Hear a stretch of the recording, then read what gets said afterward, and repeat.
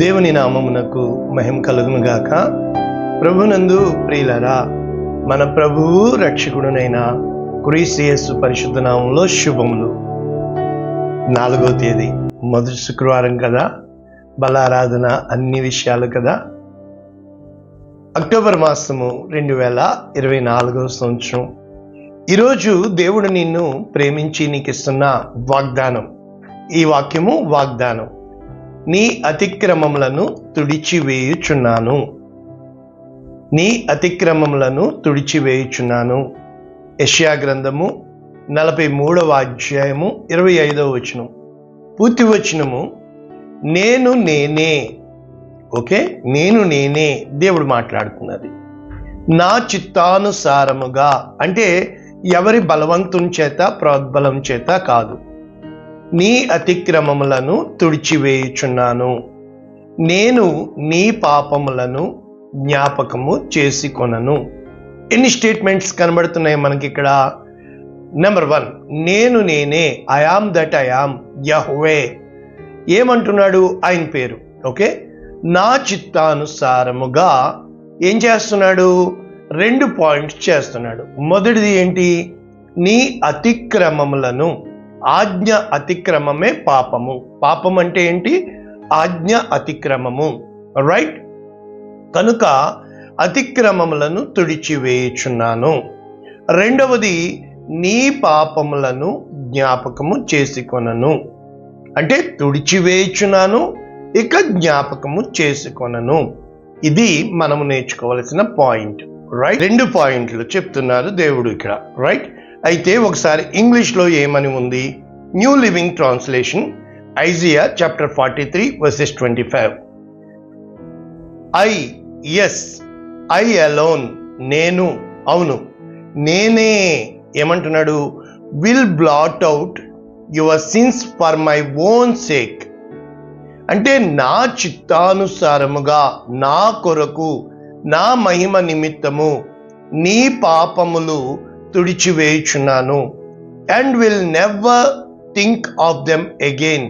వాటి కోసము ఇంక నేను ఎన్నడూ కూడా ఆలోచించను. రైట్? జ్ఞాపకము చేసుకొనను. వాటిని గూర్చి నేను బాధపడను. ఇది వాక్యం. రైట్? అంటే ఏంటి? కొన్నిసార్లు మనం మాట ఇచ్చేస్తాం, మళ్ళా తర్వాత కూర్చుని ఆలోచిస్తూ ఉంటాం. కొన్నిసార్లు మనం చెప్పేస్తూ ఉంటాం, తర్వాత మళ్ళా మనము దానికోసం బాధపడుతూ ఉంటాం, దిగులు పడుతూ ఉంటాం. కనుక దేవుడు అటువంటి వాడు కాదు కదా. ఆయన ఒక్కసారి మాట ఇస్తే మాట ఇచ్చినట్లే. ఏ విధంగా ఉంటుంది దేవుని వాక్యము? ఆకాశమా ఆలకించుము, భూమి చెవియొగ్గుము అని యెషయా గ్రంథం మొదలు పెడతాడు. ఇప్పుడు వాక్యాలు ఎన్ని రకాలుగా చెప్పచ్చు అని అంటే, ఇదే వాక్యము సూపర్ దునేయచ్చు. ఎలాగా? ఆశించే వాక్యము. అంటే మీరు ఏదైతే ఆశపడుతున్నారో, మీకు ఏదైతే నచ్చుతుందో, మీకు ఏదైతే ఇష్టమవుతుందో ఆ విధంగా చెప్పేసే వాక్యం. సూపర్ చెప్పేయచ్చు, అమ్మా నీ పాపములు క్షమించేశాడు దేవుడు అని. రైట్? అయితే ఏ పాపములు క్షమించాడు? అసలు క్షమించవలసిన అవసరం ఏంటి? నువ్వు ఏ పాపం చేసి ఉన్నావు? రైట్? అయితే సెకండ్ ఏంటి? ఆదరించే వాక్యం. శిలమా, నీవెటువంటి తప్పు చేసినా దేవుడు చెప్తున్నాడమ్మా, ఇక్కడ నీకు చెప్తున్నాడమ్మా, ఆయన తుడిచివేసి ఉన్నాడు. ఆదరించే వాక్యం అంటే నువ్వు అబ్బా అనుకునే వాక్యం. ఇక చివరిది ఆలోచింపచేసే వాక్యం. ఏంటంట? ఆలోచింపచేసే వాక్యం. అంటే దేవుడు నీ పట్ల ఏమి ఉద్దేశం కలిగి ఉన్నాడు? రైట్? అంటే చివరి కేటగిరీ ఏంటి? ఆలోచింపచేసే వాక్యము. రైట్? ఇప్పుడు మనము ఈ 3 వాక్యాల్లో నేను ఏమి మీకు నేర్పిస్తున్నాను? రైట్? ఆశించే వాక్యం చెప్పేసి మనుషులకు నచ్చేటట్లుగా వెంటనే వెళ్ళిపోవచ్చు, కానీ అది నిలవదు. రెండవది, ఆదరించే వాక్యం చెప్పేసి తరతరాలు నిలిచిపోతుంది, కానీ దానివల్ల నీవు దేవునిలో ఏ మార్పు చెందవు. ఇక మూడవది, ఆలోచింపచేసే వాక్యము. అనగా ఇప్పుడు మనందరికీ తెలుసు, వయసు వచ్చిన వెంటనే అమ్మా నాన్న చేయవలసిన పని ఏంటి? రైట్, చెప్పండి. స్కూల్లో జాయిన్ చేయాల. స్కూల్ అన్న వెంటనే ఏమొస్తాయి? పుస్తకాలు. ఈ పుస్తకాలని ఏమంటాము? గ్రంథము. రైట్. ఇప్పుడు ఈ గ్రంథాలు, పుస్తకాలు చదవాలి కదా, చదివితేనే కదా నీకు జ్ఞానం వస్తుంది. అంటే there are lots of data in this universe. ఈ ప్రపంచంలో ఎంతో డేటా ఉంది. మనము ఒక లైబ్రరీకి వెళ్తే ఎన్నో గ్రంథాలు ఉంటాయి. ఒక స్కూల్కి వెళితే మనకి సబ్జెక్టులు ఇస్తారు. ఎలాగా? లెక్కలు, అదే విధముగా సైన్సు, ఇంగ్లీషు, ఇంకా అవి ఎందుకులేండి మనకి సోషల్. అంటే దీన్ని ఏమంటారు? గ్రంథాలు. ఎప్పుడైతే నీవు గ్రంథము చదువుతావో నీకేమి నేర్పిస్తున్నారు వారు? విద్య. అంటే ఎన్నో సమస్యలు ఎడ్యుకేషన్ అంటే నీకు నేర్పించబడనందువలన, నీకు నేర్పించారనుకోండి వంట నీవు క్షుణ్ణంగా చేయగలుగుతావు. ఎగ్జాంపుల్కి మొదటిసారి అడుగుతూ వెళ్తాం కొత్త అడ్రస్కి. మళ్ళా రెండోసారి కూడా అడుగుతూ వెళ్తావా? వెళ్ళవు. రెండోసారి నేరుగా వెళ్ళిపోతావు. అయితే మూడోసారి అలా వెళ్ళకూడదు. ఎలా వెళ్ళాలి? షార్ట్ కట్ వెతకాలి. ఎవరో అడుగుతూ మొత్తం తిరిగి గుండ్రాయిలా వెళ్ళావు. రెండవసారి దారి తెలిసింది, వెళ్ళిపోయావు. మూడవసారి ఎలా వెళ్ళాలి? తెలిసిన దారిలో వెళ్ళకూడదు, కొత్త దారి. నేను ఇంకా ఎలా వెళ్తే బాగుంటుంది? Short cut. దీన్ని టెక్నిక్ అంటారు. అంటే మన బ్రెయిన్లో రెండు భాగాలు ఉంటాయంట. ఒకటి కుడివైపు భాగము ఏంటంటే అలవాటైపోయిన భాగం, నిన్ను ఆదరించే భాగం. అయితే ఎడమ వైపు ఏంటంట? Critical thinking. అంటే నిన్ను ఆలోచింపచేసే, నీకు సమస్య వస్తే నీవు చేసే పని ఏమిటి? అలవాట్లో పొరపాటు. అయితే నీవు ఏ అలవాట్లో దెబ్బతింటున్నావు? Critical thinking, logical thinking. ఎలా చేస్తే బాగుంటుంది? ఈ సొల్యూషన్ ఏంటి? దీని యొక్క పర్యవసానం ఏంటి? ఇప్పుడు నేను ఈ పని చేయడం వలన, ఇప్పుడు ఈ మాట మాట్లాడడం వలన, సో చాలా విషయాలు నువ్వు మాట్లాడేస్తున్నావు. రికార్డు లేదుగా, రికార్డ్. కానీ అదే గ్రంథంలో రాసామనుకోండి రికార్డు ఉంటుందిగా. గ్రంథంలో ఉన్నది తీసివేయలేవుగా. మరి యోబు అంటాడు కదా, నా మాటలు అన్నీ కూడా గ్రంథములో రాయవలనని, నా జీవితము ఒక గ్రంథముగా ఉండాలని. మరి యేసుప్రభు వారి జీవితమే కదా ఈ రోజున సువార్తలు ఒక గ్రంథం మనకి. మరి ఈ విధముగా గ్రంథాలు. మరి దేవుని సన్నిధిలో గ్రంథం ఉందా? దేని నుంచి తుడిచివేస్తానంటున్నాడు అంటే నిన్ను ఆలోచింపచేసే వాక్యము, జీవింపచేసే వాక్యము, నిన్నుగా నీలో ఉన్న జ్ఞానాన్ని బయటకు తీసే వాక్యము జీవవాక్యం కదా. నేర్చుకుందామా? రండి వెళ్దాం. రైట్, నేర్చుకుందాం.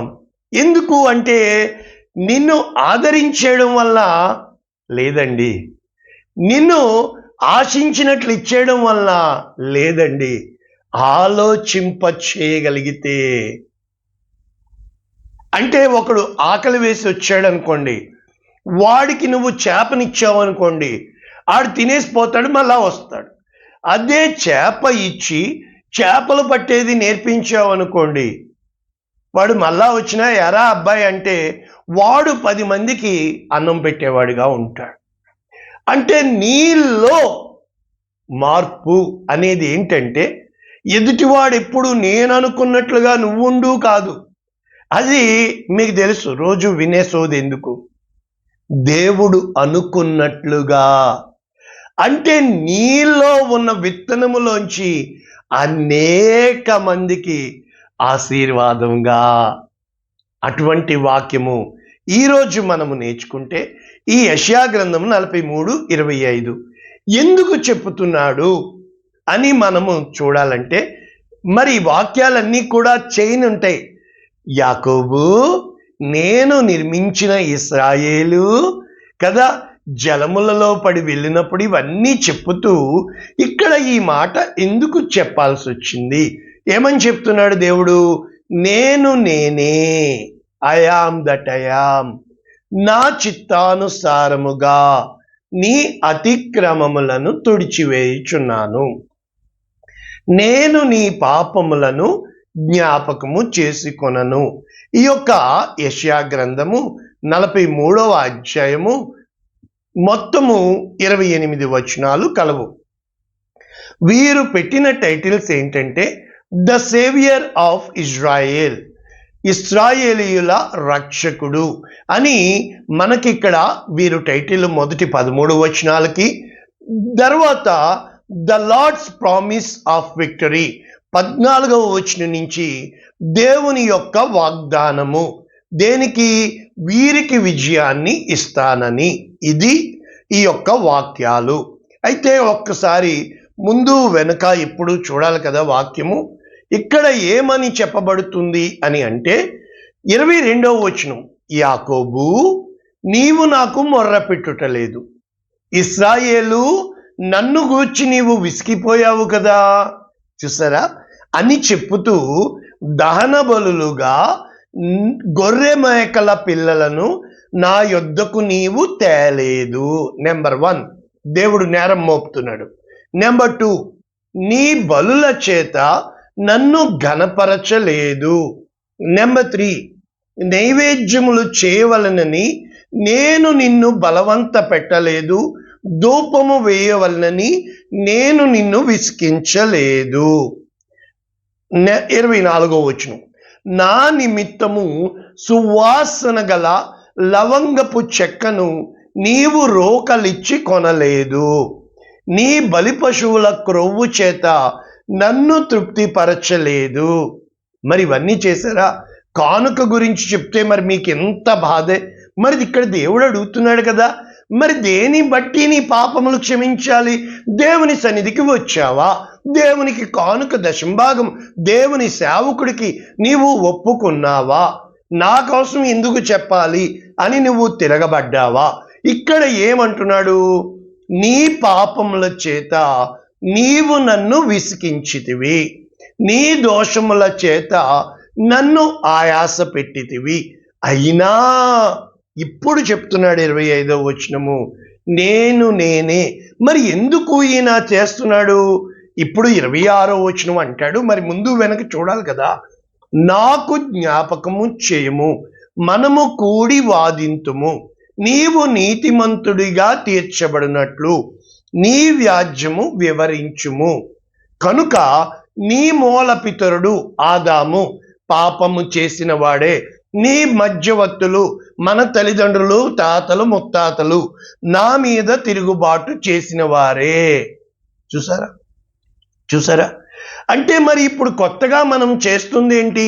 మరి ఇక్కడ దేవుడు ఏమి ఆశపడుతున్నాడు? సబ్జెక్టు నేర్పిస్తానే, నేను సబ్జెక్టే నేర్పిస్తాను. కారణం ఏంటంటే ఇప్పుడు మీకు నచ్చేటట్లుగా వచ్చేస్తే ఎంతగా నేను దిగులు చెందవలసిన అవసరము నాకు లేదు. మొట్టమొదట ఈ లేఖనాలు ఎక్కడెక్కడ రాయబడి ఉన్నవి? మీ పాపములు నేను క్షమిస్తాను. స్ట్రైట్ ఫార్వర్డ్ ఈ వాక్యము ఎత్తిపెట్టుకుంటూ హెబ్రీయులకు రాసిన గ్రంథకర్త హెబ్రీయులకు రాసిన పత్రిక 8వ అధ్యాయం 12వ వచనం, నేను వారి దోషముల విషయమై దయ కలిగి, చూసారా, దయ కలిగి అంటే ప్రేమ సమస్త దోషములను కప్పును, వారి పాపములను ఇక ఎన్నడూ జ్ఞాపకము చేసుకొననని ప్రభువు సెలవిచ్చుచున్నాడు. కనుక క్రొత్త నిబంధన అనుట చేత పాత నిబంధన పాతదిగా చేసి ఉన్నాడు అని చెప్పుతూ ఇక్కడ ఈ 8వ అధ్యాయము ఏమి చెప్పడానికి ఇష్టపడుతున్నాడు? ఇశ్రాయేలు వారితోనూ యోధా వారితోనూ వారి హృదయముల మీద వారికి నేను దేవుడనయ్యుందును, వారికి అంటే వారు నాకు ప్రజలయ్యుందురు. కనుక ఇక్కడ చెప్పబడుతూ ఇంకా ఎక్కడెక్కడ చెప్పబడుతుంది అనేది మనము చూస్తే ఈ ప్రార్థన ఎవరు చేస్తున్నారు? 2వ దినవృత్తాంతములు 6వ అధ్యాయము మనము 21వ వచనం, ఆ యొక్క సొలొమోను మందిరము కట్టి ప్రార్థన చేస్తున్నాడు. ఏమని? నీ సేవకుడు అంటే సొలొమోను, నీ జనులైన ఇశ్రాయేలీయులు ఈ స్థలము తట్టు తిరిగి చేయబోవు ప్రార్థనలను నీవు ఆలకించుము. ఆకాశముననున్న నీవు నీ నివాస స్థలమందు ఆలకించుము. ఆలకించినప్పుడు క్షమించుము. మొట్టమొదట ప్రార్థన నీ పాపములను క్షమిస్తుంది. ఎవడైనను తన పొరుగువాని ఎడల తప్పు చేసినప్పుడు అతని చేత ప్రమాణము చేయించుటకై అతని మీద ఒట్టు పెట్టబడి ఆ ఒట్టు ఈ మందిరమందుండు నీ బలిపీఠము ఎదుటికి వచ్చినప్పుడు నీవు ఆకాశమందు విని నీ దాసులకు న్యాయము తీర్చి హాని చేసిన వాని తల మీదకి శిక్ష రప్పించి నీతి చొప్పున నీతి పరునికి నీతి నిర్ధారణ చేయము. నిజంగా ఎలా చేస్తే ఏమవుతుంది? కానీ నీ జనులైన ఇశ్రాయేలీలు నీ దృష్టి ఎదుట పాపము చేసిన వారై తమ శత్రువుల బలమునకు నిలవలేకపోయినప్పుడు వారు నీ యొద్దకు తిరిగి వచ్చి నీ నామమును ఒప్పుకొని ఈ మందిరమందు నీ సన్నిధిని ప్రార్థించి విన్నపము చేసిన ఎడల ఆకాశమందు నీవు విని నీ జనులైన ఇశ్రాయేలీయులు చేసిన పాపమును క్షమించి వారికి వారి పితరులకు నీవిచ్చిన దేశమునకు మరల రప్పించుదువుగాక. చూసారా, మరి ఇంత గొప్ప వాక్యము, ఇంత గొప్ప జ్ఞానము మరి ఎలా కుదురుతుంది? యెషయా గ్రంథము 44వ అధ్యాయము 22వ వచనం, మంచు విడిపోవునట్లుగా నేను నీ అతిక్రమములను మబ్బు తొలగునట్లుగా, అంటే సూర్యుడికి మబ్బు అడ్డొస్తుంది కదా, నీ పాపములను తుడిచివేసి ఉన్నాను. నేను నిన్ను విమోచించి ఉన్నాను. నా యొద్దకు మల్లుము. కాబట్టి దేవుని యొద్దకు తిరగమని చెప్తున్నాడు. ఇంకా ఈ యొక్క మన హిజ్కియా ప్రార్థన చేస్తాడు కదా, నా ఆయుష్కాలం పొడిగించు. అప్పుడు ఒక కీర్తన రాస్తాడు కదా, ఇది యెషయా 38లో ఉంది. ఏమని రాస్తున్నాడు? 17వ వచనము, మిక్కుటమైన ఆయాసము నాకు నెమ్మది కలుగుటకు కారణమాయెను. నీ ప్రేమ చేత నా ప్రాణమును నాశనమను గోతి నుండి విడిపించితివి. చూసావా, నెమ్మది కలుగుటకు కారణము 2, నాశనమైన గోతి నుండి విడిపించాడు. 3, నీ వీపు వెనుక తట్టు నా పాపములను నీవు పారవేసితివి. అంటే యేసు ప్రభువు వీపంతా దున్నబడింది కదా, 1 తక్కువ 40 కొరడా దెబ్బలు. చూసారా, అంటే యేసు ప్రభు వెల చెల్లించాడు. ఇక్కడ హిజ్కియా ఏమంటున్నాడు? పాతాళమున నీకు స్తుతి కలగదు, మరణము నీకు కృతజ్ఞతాస్తుతి చెల్లించదు, సమాధిలోనికి దిగువారు నీ సత్యమును ఆశ్రయించరు. ఇప్పుడు ఇవి వాక్యాలు ఇంకా మనం కొంచెం ముందుకెళ్తే ఇర్మియా గ్రంథం 31వ అధ్యాయం 34వ వచనం, నేను వారికి దేవుడనయ్యుందును, వారు నాకు జనుల. నిన్నటిదే రిపీట్ అవుతూ ఉంటాయి లింక్. మరి ఎన్నడూ యెహోవాను గూర్చి బోధనొందుదుము అని చెప్పుకుంటూ నేను వారి దోషములను క్షమించి, దేవుడే క్షమించగలడు, గుర్తుపెట్టుకోండి, వారి పాపములు ఇక ఎన్నడూ జ్ఞాపకము చేసి కొనను కనుక అల్పులేమి గనులేమి. ఇక్కడ కూడా దేవుని వాక్యం చెప్పుతుంది. ఇంకా యేసు ప్రభు ఏం చెప్తున్నాడు? మీరు ఒకరి పాపములు ఒకరు క్షమించిన ఎడల, మీరు ఒకరి అపరాధములు ఒకరు క్షమించిన ఎడల, కనుక మనుష్య కుమారునికి ఈ పాపములు క్షమించే అధికారం ఉందని మార్కు సువార్త 2వ అధ్యాయంలో ఆ పక్షవాయువు గలవాన్ని 4 తీసుకొస్తారు. యేసు ప్రభు ఏం చెప్తాడు? వారి విశ్వాసమును చూచి, అంటే తీసుకొని వచ్చిన వారి విశ్వాసము చూచి అక్కడ స్థలము లేనందున ఇంటి పైకప్పు విప్పి వారు ఆ యొక్క యేసు ప్రభు ముంగిట ఆ వ్యక్తిని దించుతారు.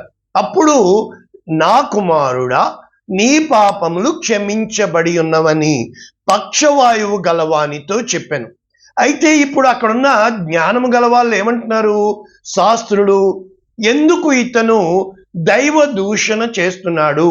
దేవుడొక్కడే తప్ప పాపమును క్షమింపని తమ హృదయములో చెప్పుకొనుట యేసు ఆత్మలో తెలుసుకొని ఏమని చెప్తున్నాడు? పాపములు క్షమించబడి ఉన్నవని చెప్పుట సులభమా, పరుపెత్తుకుని నడుచుట సులభమా అని చెప్పుతూ పాపములు క్షమించుటకు భూమి మీద మనుష్య కుమారునికి అధికారము కలదు అని స్టేట్మెంట్ ఇస్తూ, ఈ స్టేట్మెంట్ మనకి కొలసీలకు రాసిన పత్రిక 2వ అధ్యాయము 13వ వచనము పౌలు ఏమని ఎత్తిపెట్టి రాస్తున్నాడు ఈ స్టేట్మెంట్ని? మరియు అపరాధముల వలనను శరీరమందు సున్నతి పొందక ఉండుట వలనను మీరు మృతులై ఉండగా. చూసారా, దేవుడు వ్రాతపూర్వకమైన ఆజ్ఞలను, చూసారా, పాత నిబంధన వ్రాత రూపమైన ఆజ్ఞ మన మీద రుణముగాను మనకు విరోధముగాను ఉండిన పత్రమును మేకులతో సిలువకు కొట్టి, ఆ వ్యభిచారములో పట్టబడిన స్త్రీ కావచ్చు, జక్కయ్య కావచ్చు, నీవు నేను కావచ్చు, దాని మీద చేవ్రాత, అందుకు గ్రంథములు చెప్పవలసి వచ్చింది. దేవుడు తన చేతి వ్రేలితో ఏం చేశాడు? చేతులతో నిన్ను నన్ను సృష్టించాడు. చేతి వేలితో ధర్మశాస్త్రం రాశాడు. చేతి వేలితో మినే టికేల్ ఉపాసిన్ రాశాడు. చేతి వేలితో ఆ వ్యభిచారమందు పట్టబడిన స్త్రీ రాళ్ళేసి కొట్టేస్తుంటే యేసు ప్రభు వారి పాపాలు రాశాడు. రైట్, తుడిచి వేసి మనకు అడ్డము లేకుండా దానిని ఎత్తివేసి మన అపరాధములన్నిటినీ క్షమించి ఆయనతో కూడా మిమ్మును జీవింపచేసెను. చూసారా, ఆయన శిలువ మరణం. రైట్, ఇప్పుడు మనం ఎక్కడికి వెళ్ళాలి? Did anyone prayed don't blot out their sin? మనం చాలాసార్లు చెప్తాం, అయ్యో ప్రభువా వాడిని క్షమించొద్దు ప్రభువా, వాడు నాకు చాలా కీడు చేశాడు ప్రభువా, వాడు నాకు చాలా అన్యాయం చేశాడు ప్రభువా, వాడు నన్ను నాశనము చేశాడు ప్రభు. నేనే ఇలాగన్నాను. దేవుడు ఒకటే చెప్పాడు, వారా నిన్ను దీవించేది నేనా? నీవే ప్రభువా. వారా నీతో ఉండేది నేనా? నువ్వే ప్రభువా. Just shut up, forgive them. ప్రభువా కష్టంగా ఉంది ప్రభువా, నేను ఇష్టమన్నావు. రైట్, కనుక ఇక్కడ ఉన్నాయి ఈ ప్రార్థనలు ఎవరు చేశారు? కీర్తనలు 69:28. ఇక్కడ భక్తుడు రాస్తున్నాడు ఈ కీర్తన 69 శిలువ శ్రమలలో. 69:9 నీ ఇంటిని గూర్చిన ఆసక్తి నన్ను భక్షించుచున్నది. చాలా లేఖనాలు యేసు ప్రభు వారి జీవితంలో నెరవేరినవి. ఇక్కడ 28వ వచనంలో ఏముంటుంది? జీవ గ్రంథములో నుండి, గ్రంథాల్లోకి వచ్చాం కదా ఇప్పుడు, వారి పేరును తుడిచిపెట్టుము, నీతిమంతుల పట్టీలో వారి పేరులు రాయుకుము. నేను బాధపడిన వాడని వ్యాకుల పడుచున్నాను. దేవా నీ రక్షణ నన్ను ఉద్ధరించును. దోషము మీద దోషము వారికి తగులనిమ్ము. నీ నీతి వారికి అందనీయకుము. చూసావా, తన దుఃఖములో తన వేదనలో భక్తుడు ఈ విధముగా చేస్తున్నాడండి. అయితే కీర్తన 109:14 మనము చూస్తే, వాని పితరుల దోషము యెహోవా జ్ఞాపకములో ఉంచుకొనుగాక, వాని తల్లి పాపము తుడిచిపెట్టబడకయుండునుగాక. ఆయన వారి జ్ఞాపకమును భూమి మీద నుండి కొట్టివేయునట్లు ఆ పాపములు నిత్యము యెహోవా సన్నిధిని కనబడుచుండునుగాక. చూసారా, ఎందుకు? కృప చూపవలెనన్న మాట మరిచి శ్రమ నొందిన వానిని, దరిద్రుని, నలిగిన హృదయము గలవాన్ని చంపవలెనని తరిమారు. మరి నువ్వేం చేస్తున్నావు? ఆలోచించే వాక్యమేనా? మరి ఇప్పుడు మోషే ఏం చెప్పాడు? మోషే ఏం చెప్పాడు అన్నది మనం చూస్తే, నిర్గమాకాండము 32వ అధ్యాయము 32వ వచనం మోషే చెప్తున్నాడు. ఏమని? మోషే దేవుని యొద్దకు తిరిగి వెళ్ళి, అయ్యో ఈ ప్రజలు గొప్ప పాపము చేశారు. వారు బంగారు దేవతను ఆ దూడని చేసుకున్నారు కదా మోషే దేవునితో ఉంటే. దేవుడు గొప్ప ప్రణాళిక ఇస్తున్నాడు. అప్పుడు మోషే ఎలుగెత్తి చెప్తున్నాడు, నీవు వారి పాపమును అయ్యో ఒకవేళ పరిహరించితివా, లేని ఎడల నీవు వ్రాసిన నీ గ్రంథములో నుండి నా పేరు తుడిచివేయమని బతిమాలు కొనుచున్నాను. దేవుడు ఏం చెప్పాడో తెలుసా? ఎవడు నా ఎదుట పాపము చేసెనో వానిని నా గ్రంథములో నుండి తుడిచివేయుదును. ఇప్పుడు చెప్పండి, నీ పాపములు తుడిచివేస్తున్నాడా, లేకపోతే నీ యొక్క పేరే ఆయన గ్రంథములోంచి తుడిచివేస్తున్నాడా? ఇంకా చూస్తే మరి ఇక్కడ ఆ ప్రకటన గ్రంథము 3వ అధ్యాయము 5వ వచనంలో ఏముంది? ఇక్కడ రాయబడిన గ్రంథాలు ఏమి కనబడుతున్నాయి మనకి? జయించువాడు అలాగున తెల్లని వస్త్రములు ధరించుకును, జీవ గ్రంథములో నుండి అతని పేరు ఎంత మాత్రము తుడుపు పెట్టక. చూసారా? నా తండ్రి ఎదుట ఆయన దూతల ఎదుట అతని పేరు దేవుడు ఒప్పుకుంటాడంట, దేవుడు తుడిచిపెట్టడంట. చూసారా గ్రంథాల్లో పేర్లు? మరి ఇప్పుడు ఇంకా దేవుని సన్నిధిలో ఏ గ్రంథాలు ఉన్నాయి? మలాకీ గ్రంథము 3వ అధ్యాయము 16వ వచనం మీకు తెలిసిన వాక్యాలే. యెహోవా యందు భయభక్తులు కలవారితో ఒకరితో ఒకరు మాట్లాడుకొనుచుండగా యెహోవా చెవియొగ్గి ఆలకించును. భయభక్తులు కలవారి ఆయన నామము స్మరించు ఉండు వారికి జ్ఞాపకార్థముగా ఒక గ్రంథము ఆయన సముఖమందు రాయబడెను. Book of remembrance, right? ఇక్కడ ఒక గ్రంథము నేను మీకు చూపించాను. ఇంకా కీర్తనలు 56:8 మనము ఇక్కడ ఇంకొక గ్రంథం మనకు కనబడుతుంది. నా సంచారములు, my each and every moment, నా హృదయంలో తలంపు పుట్టక మునిపే ఆయన గ్రంథంలో ఉంటుంది. నీ బిడ్డల బిడ్డల బిడ్డల జీవితాలు ఆయన గ్రంథంలో ఉంటాయి. నీవు లెక్కించి ఉన్నావు. ఆయన మన తల వెంట్రుకలు తెలుసు సైతము కోడెడ్. ఈ బార్ కోడ్ ఇలా స్కాన్ చేస్తున్నారు కదా, కోడెడ్. నా కన్నీళ్లు నీ బుడ్డిలో ఉంచబడి ఉన్నవి, అవి నీ కవిలలో. ఇక్కడ గ్రంథంలో ఏమున్నాయి? నీ కన్నీళ్లు, నీ చన్నీళ్లు, నీ వేనీళ్లు, నీ వేవిళ్ళు అన్నీ. చూసారా? మరి దేవుడు అంటే ఏమనుకున్నారు?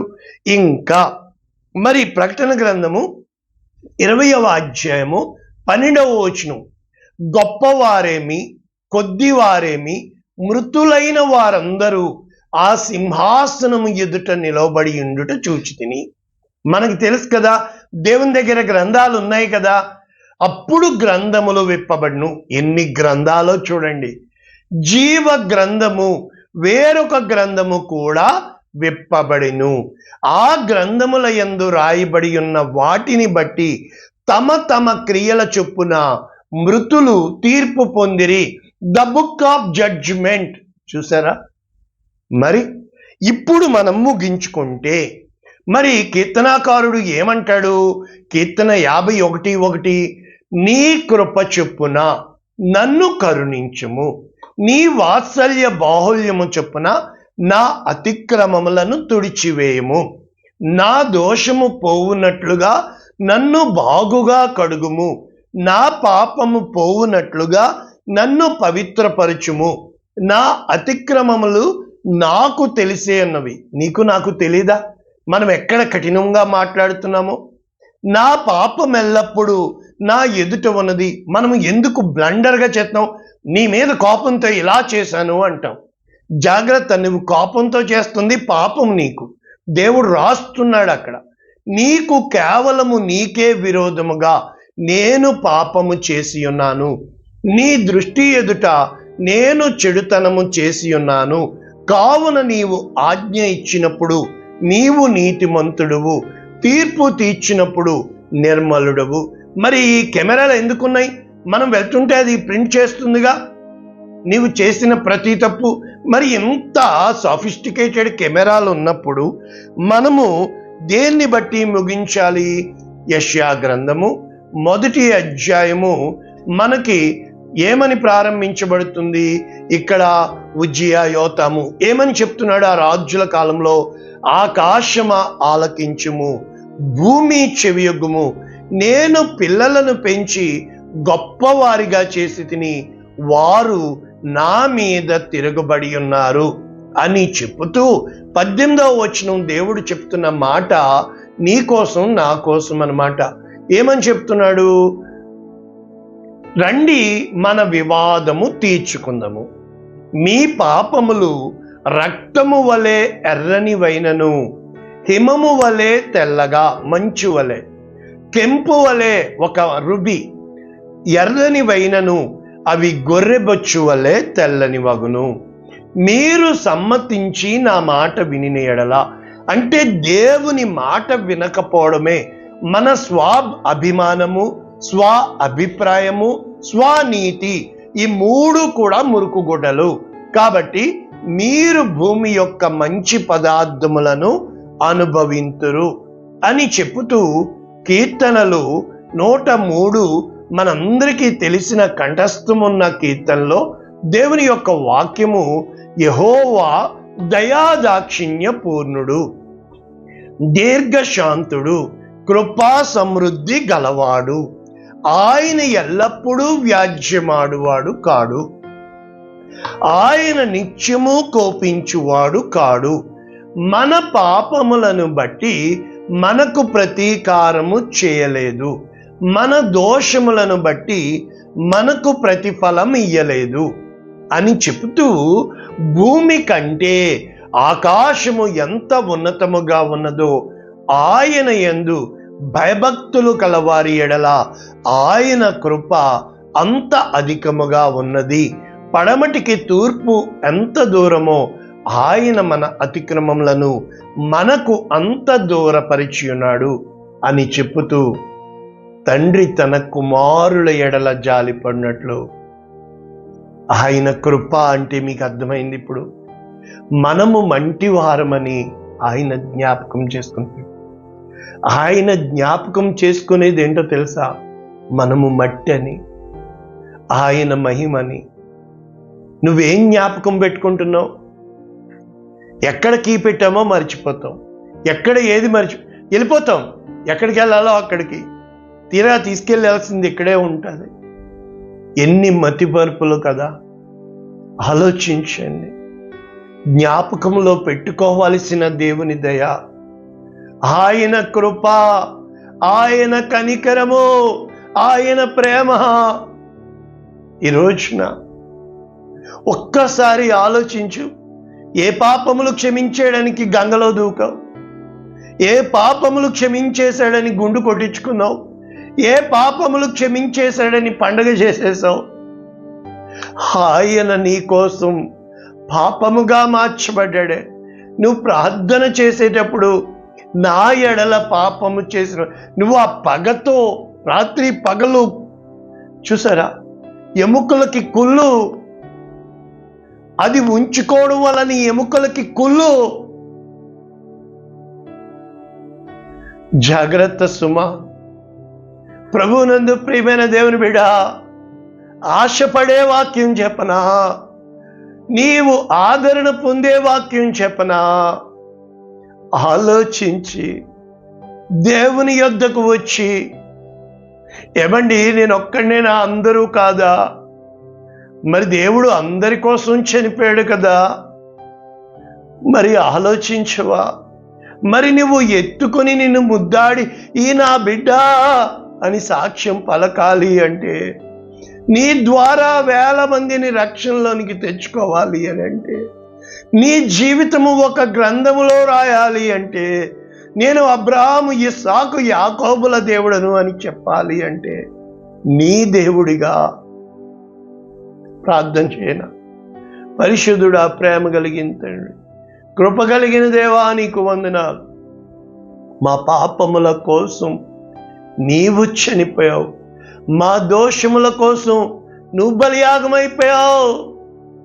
ఆ రోగములు నీవు పొందిన దెబ్బల చేత మాకు స్వస్థత కలుగుచున్నది. ఒక్కసారి మేము గుర్తెరిగిన ఎడల ప్రభువా, వాక్యం వింటున్న వీరి బిడల్ని యేసు నామమున దీవిస్తున్నాము తండ్రి. ఆమేన్. God bless you all. దేవుడు మిమ్మల్ని దీవించును గాక. ఆమేన్.